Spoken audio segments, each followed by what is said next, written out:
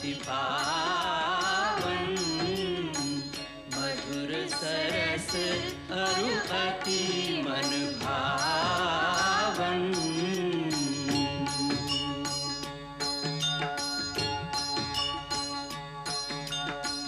पुनि पुनि कितने हो सुने सुनाए, ये की प्यास बुझत न बुझाए।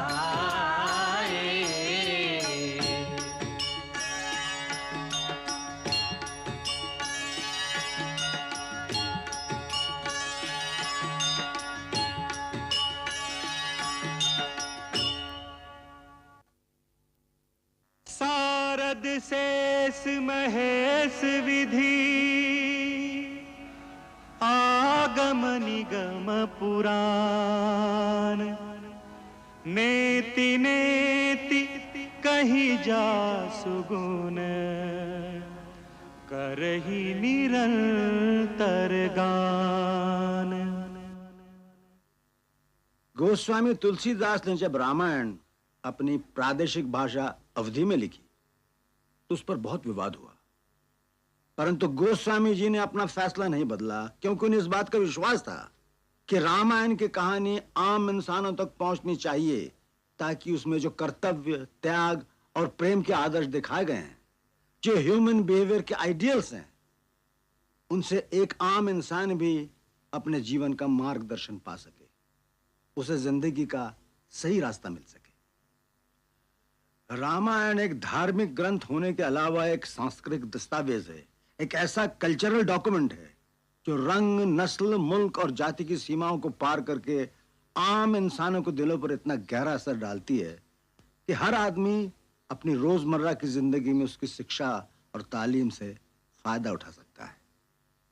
यही कारण है कि संसार की करीब करीब हर भाषा में इसका अनुवाद हो चुका है। जर्मनी, फ्रांस, इंग्लैंड, रूस, चीन, ईरान, थाईलैंड, इंडोनेशिया आदि देशों में रामायण को उतने ही आदर मिला है जितना भारत में।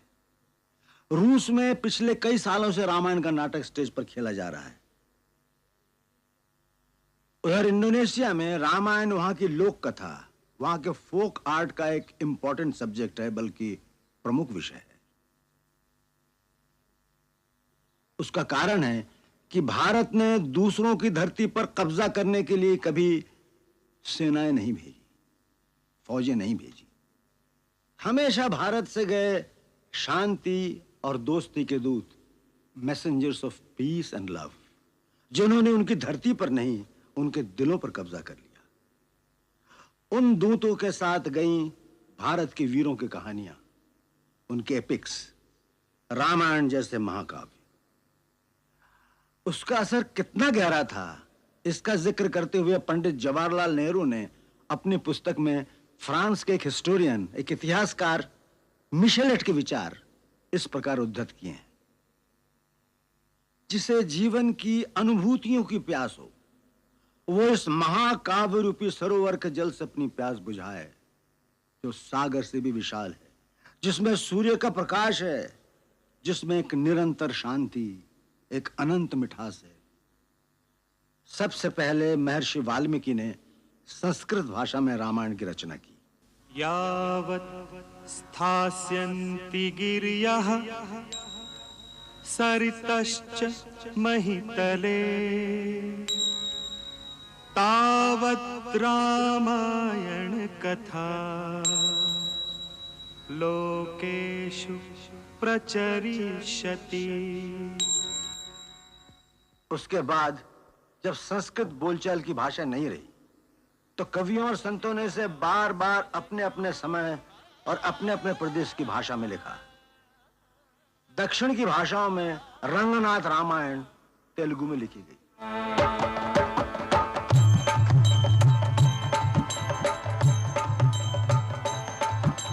मादेवु गमलाक्षु मम्मेलु देवु, मादेवु गमलाक्षु मम्मेलु देवु, नादी नारायणु नखिल लोकेषु, नादी नारायणु नखिल लोकेषु।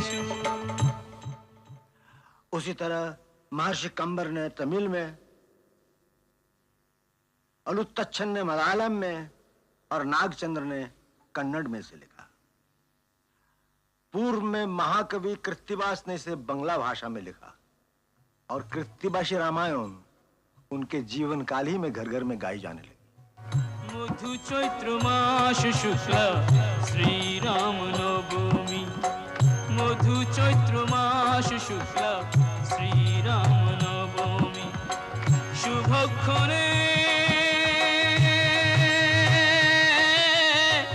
भूमिष्ठ हलेन जगत स्वामी, मधु चैत्र मास शुक्ला श्री राम नवमी, मधु चैत्र मास शुक्ला श्री राम नवमी।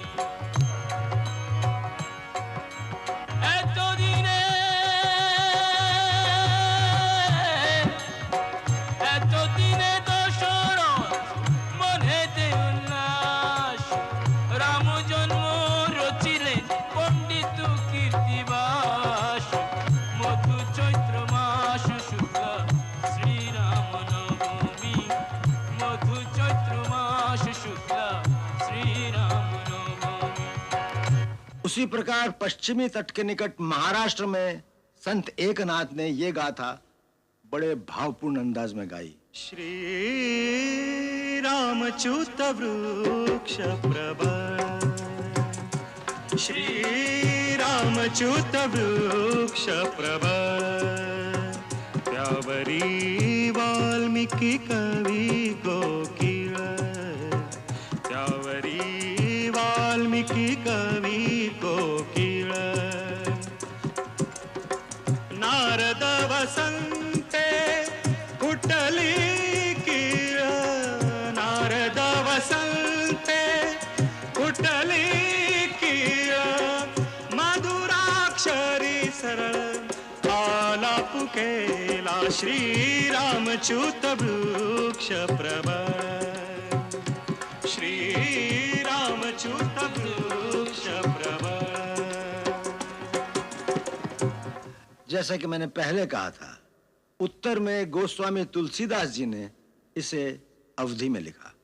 सब जानत प्रभु प्रभुता सोई, तदपि कहे बिनु रहन कोई, तदपि कहे बिनु रहन कोई। सीताराम चरित अति पावन, सीताराम चरित अति पावन, मधुर सरस अरु अति मन भावन, मधुर सरस अरु अति मन भावन।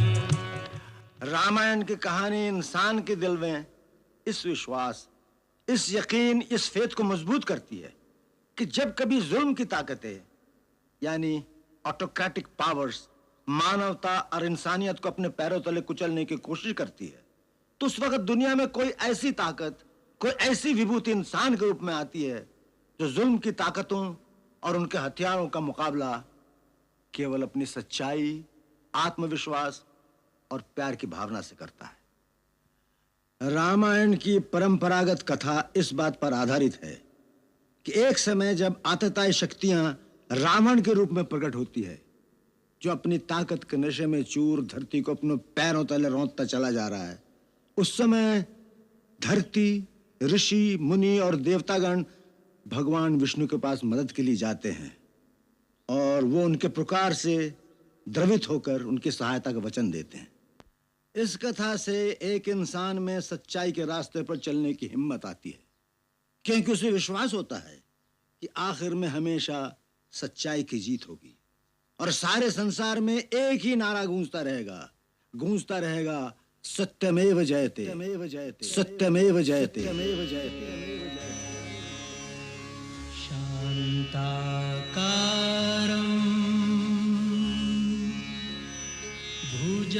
भुजगशयनं पद्मनाभं सुरेशं विश्वाधारं गगनसदृशं मेघवर्णं शुभांगं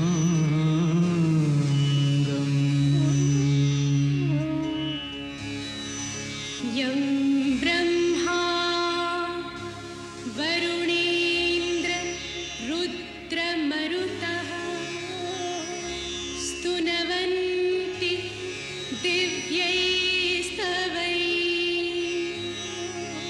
वेदैः साङ्गपदक्रमोऽपि निषदैर्गायन्ति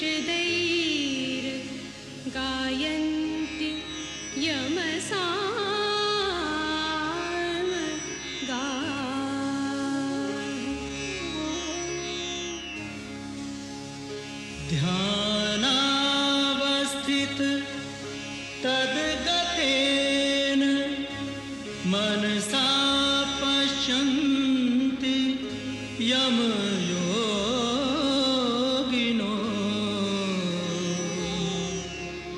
यस्यान्तं न विदुःसुरा सुरगणा देवाय तस्मै नमः।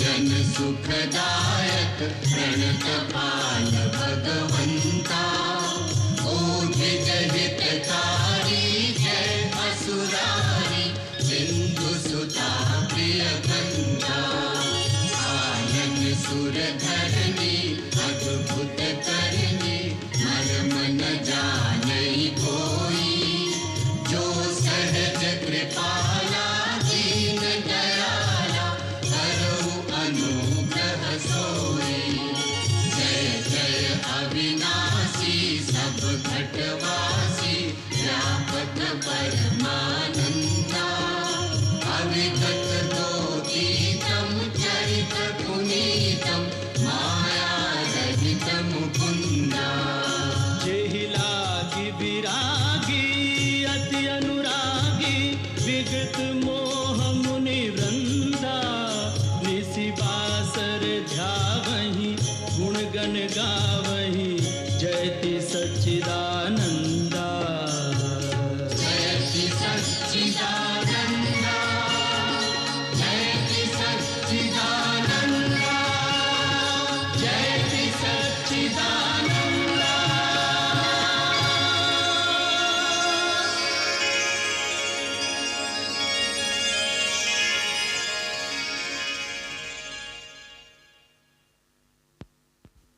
जय ब्रह्मदेव। हे सच्चिदानंद, हे सृष्टि पालक, पापी रावण के अत्याचारों से पीड़ित होकर ये पृथ्वी, ऋषि मुनि देवता गंधर्व सब आपकी शरण में आए हैं। इनकी रक्षा कीजिए भगवान, रक्षा कीजिए, रक्षा कीजिए।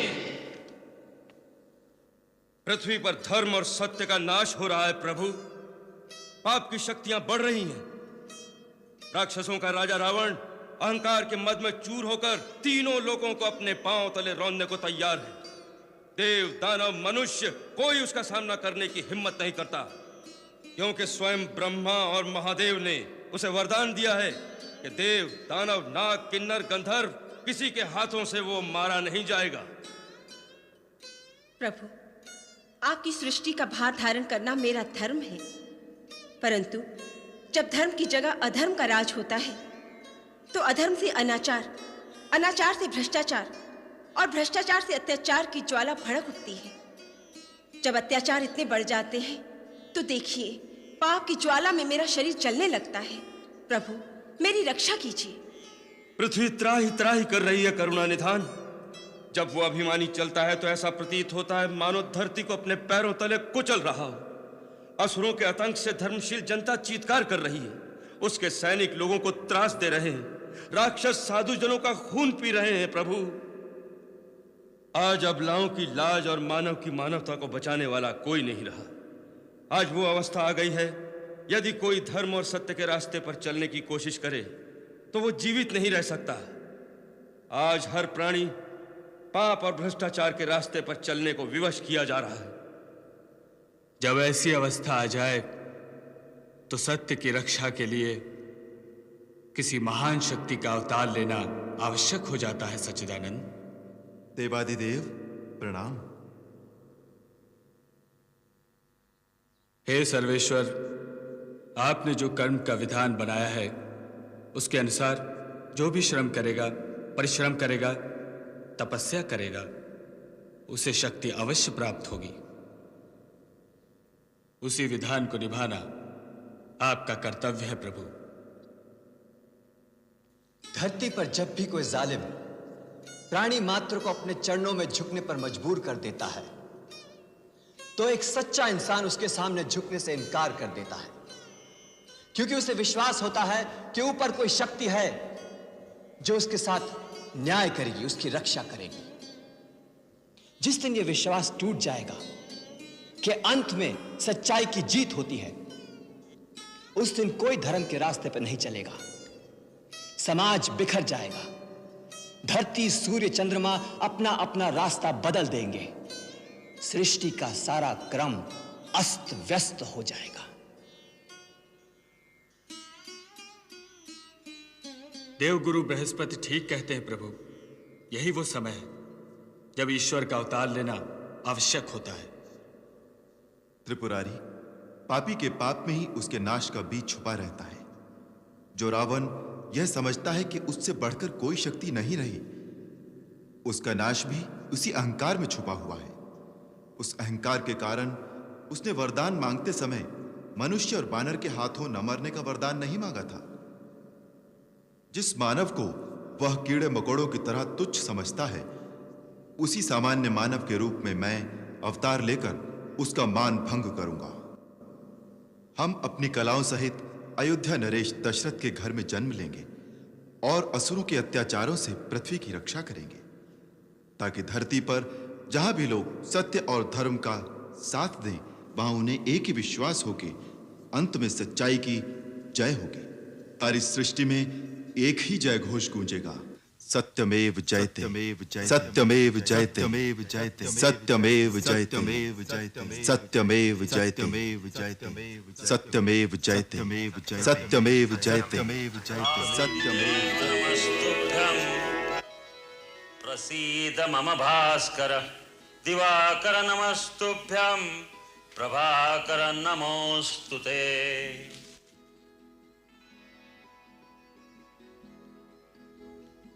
महाराज दशरथ, आज सूर्य देवता उत्तरायण में प्रवेश कर रहे हैं। यह बड़ा ही पुनीत मुहूर्त है। इस शुभ मुहूर्त में अपने कुल देवता से जो प्रार्थना करोगे वो अवश्य सफल होगी। गुरुदेव, आपके आशीर्वाद से अपार वैभव, सुख, समृद्धि, कीर्ति सब कुछ है, परंतु एक ही कमी है जो हमें व्याकुल किए रहती है। जिस सूर्यवंश में महाराज इक्ष्वाकु, दिलीप, भगीरथ, रघु, हरिश्चंद्र जैसे परम प्रतापी यशस्वी राजा हुए हैं, क्या वो रघुकुल दशरथ के साथ ही समाप्त हो जाएगा? क्या हमारे बाद पितरों को पानी देने वाला कोई ना होगा? महर्षि वशिष्ठ, कुल देवता सूर्य भगवान से हमारी यही प्रार्थना है, यही पुकार है।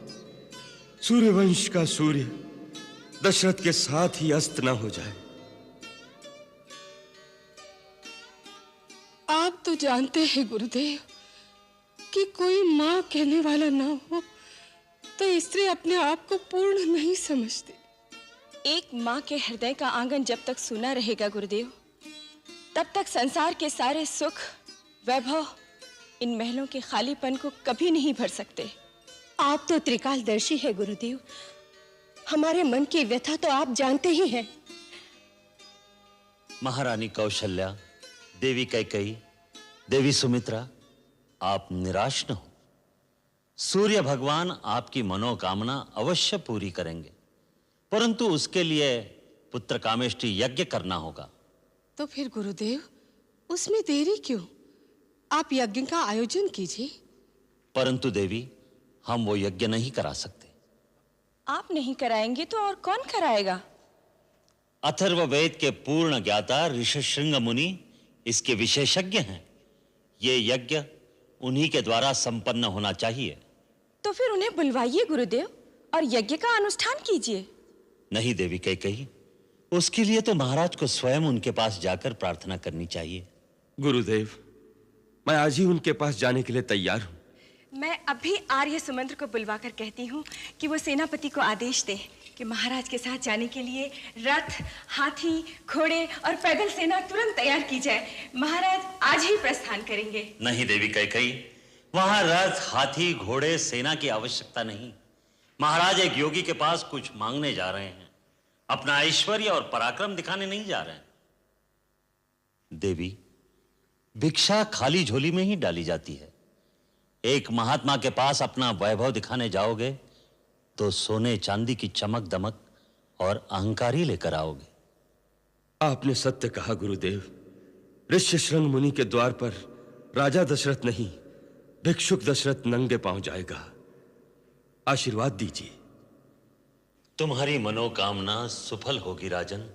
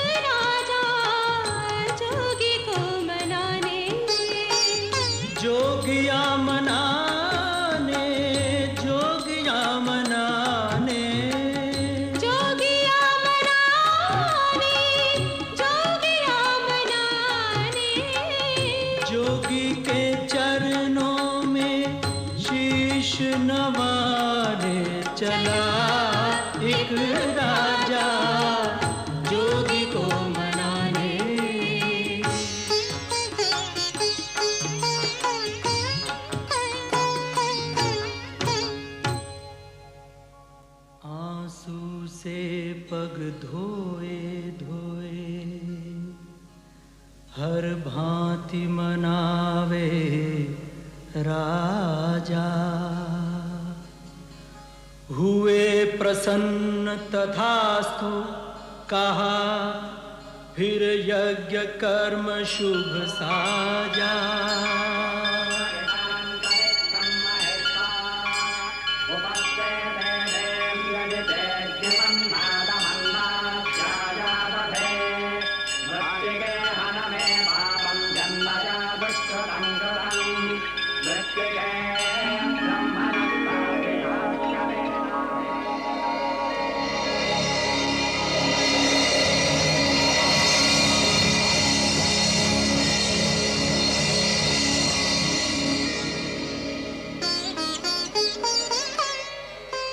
अग्निदेव फिर प्रकट भये, एक पात्र खीर का लेकर, पूरन होगी इच्छा तेरी, कहा दशरथ को देकर।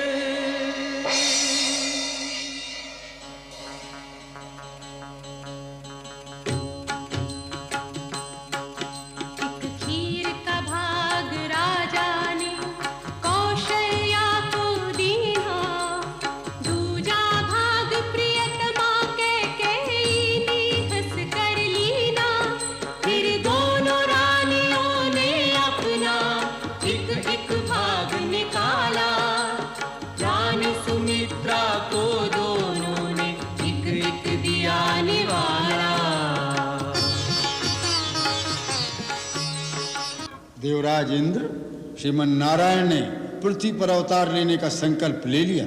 अब आप देवताओं को भी आदेश दीजिए, पृथ्वी पर जाकर वानर कुल में जन्म लेकर प्रभु की सेवा करें।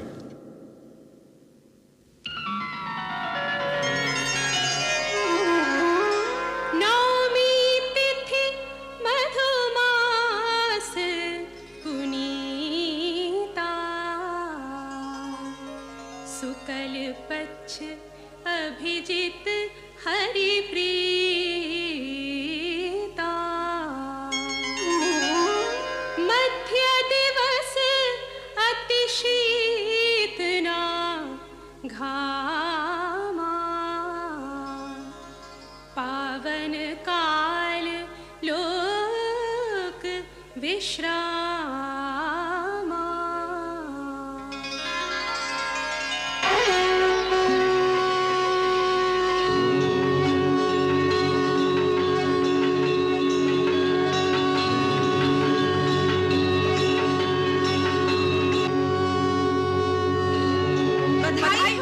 बधाई हो महाराज, बधाई हो महाराज।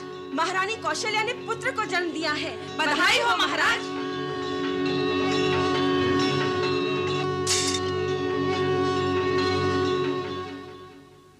बधाई राजराजेश्वर, बधाई। कैकेयी माँ बन गई। मेरी कैकेयी रानी ने पुत्र को जन्म दिया, वो माँ बन गई, उसका मान बढ़ गया। जय जयकार। मंथरा रानी कैकेयी से हमारा अभिनंदन करो। महाराज का जय जयकार। मेरी कैकेयी रानी का जय जयकार। मेरी कैकेयी रानी का जय जयकार हो। महाराज, देवी सुमित्रा को पुत्र हुआ। नहीं महाराज, एक नहीं दो पुत्र हुए। कृपा कृपा सूर्य भगवान।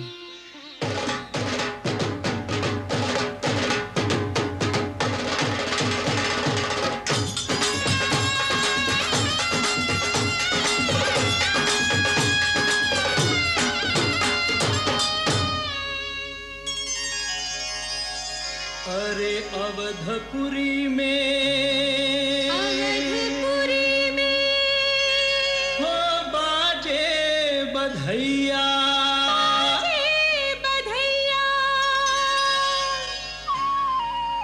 हो बाजे बाजे बाजे अवध बधैया, हो बाजे बाजे बाजे अवध बधैया, हो बाजे बाजे बाजे अवध बधैया, हो बाजे बाजे बाजे अवध बधैया।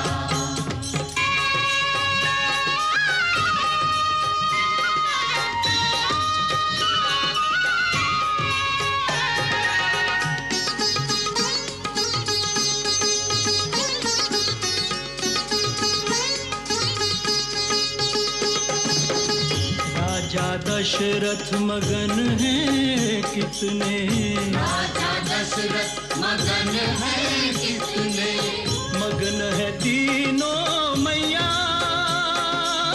मगन है तीनों मैया। चार दिशा से फूल बरसते, चार दिशा से फूल बरसते, हंसते हैं चारों भैया। बाजे बाजे बाजे अवध बधैया, हो बाजे बाजे बाजे अवध बधैया, हो बाजे बाजे हो बाजे बाजे बाजे बाजे बाजे बाजे बाजे बाजे बाजे बाजे, हो बाजे बाजे बाजे अवध बधैया, हो बाजे बाजे बाजे अवध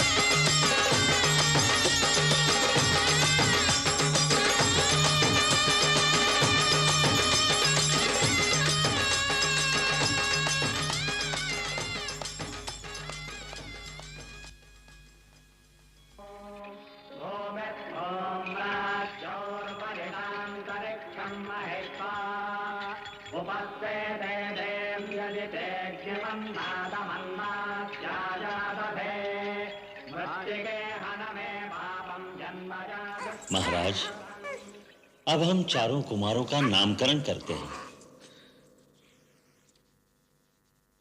कौशल्या नंदन का नाम केवल 2 अक्षर का, किंतु इतना महान कि अनंत ब्रह्मांड उसमें समा जाए। अखिल विश्व को आनंद देने वाले सुखधाम का नाम राम।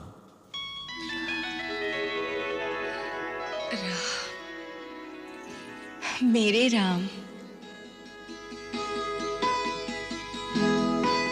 और कैकेयी के इस लल्ला का नाम क्या होगा?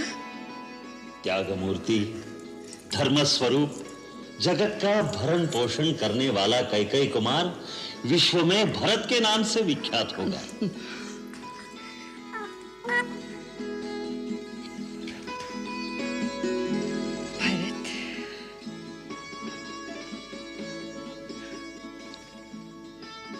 गुरुदेव, सुमित्रा बहन के आंख के तारों का और इन दोनों राजदुलारों का क्या नाम होगा? हम इन्हें क्या कहकर पुकारेंगे? ये समस्त लक्षणों से युक्त हैं। इसका नाम लक्ष्मण और ये छोटे कुमार। छोटे हैं पर इनके नाम से शत्रु दहल उठेंगे, सो इनका नाम शत्रुघ्न होगा। शत्रुघ्न। राम, भरत, लक्ष्मण, शत्रुघ्न। गुरुदेव, चारों भाइयों की कुंडली में ग्रह नक्षत्र कैसे हैं? क्या पूछना अयोध्यानाथ? चारों पुत्र मानो चारों वेद तत्व उदय हुए हैं तुम्हारे कुल में। कोई दोष, कोई अवरोध, कोई अमंगल है ही नहीं तुम्हारी इन चारों मंगल मूर्तियों में। रघुवंश के सारे राजाओं में सबसे प्रतापी यशस्वी होंगे ये चारों कुमार। एक और योग दृष्टिगोचर हो रहा है। वो क्या है धर्ममूर्ति? वैसे तो चारों भाइयों में भ्रातृ प्रेम युग युग तक बखान किया जाएगा, परंतु विशेष रूप से एक और राम लक्ष्मण की जोड़ी और दूसरी ओर भरत शत्रुघ्न की जोड़ी ऐसी होगी जैसे एक प्राण और दो शरीर। धन्य भाग मेरे दोनों बेटों के अपने बड़े भाइयों की छाया बनकर उनकी सेवा करेंगे।